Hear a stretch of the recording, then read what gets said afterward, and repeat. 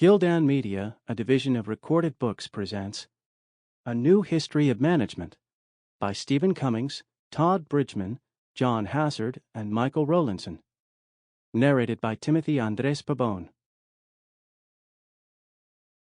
Disclaimer: the publisher has no responsibility for the persistence or accuracy of URLs for external or third-party Internet websites referred to in this publication, and does not guarantee that any content on such websites is or will remain accurate or appropriate.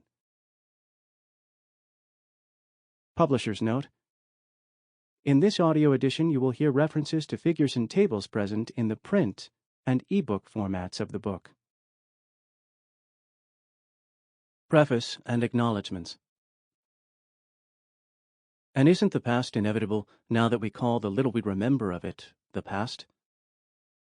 William Matthews, from the poem Cows Grazing at Sunrise. The object is to learn to what extent the effort to think one's own history can free thought from what it silently thinks, and so enable it to think differently. Michel Foucault, from The History of Sexuality, Volume 2. Charles Chuck Reggae passed away on 19 August 2014 as we were writing this book. Just before he died, he gave a presentation at an Academy of Management that we attended.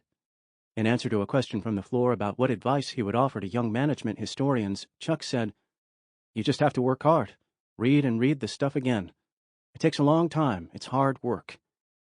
We would like to dedicate a new history of management to him.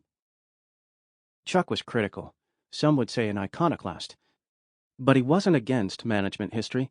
He was for it.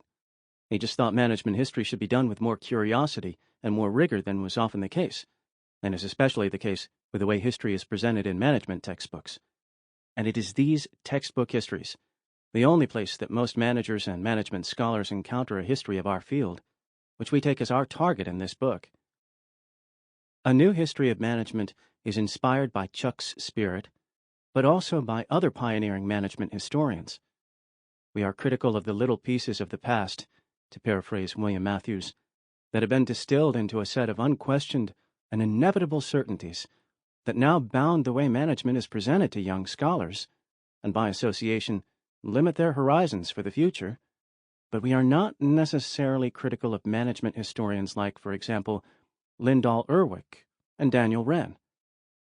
They were pioneers who wrote good management histories that were essential to moving the field forward in their times.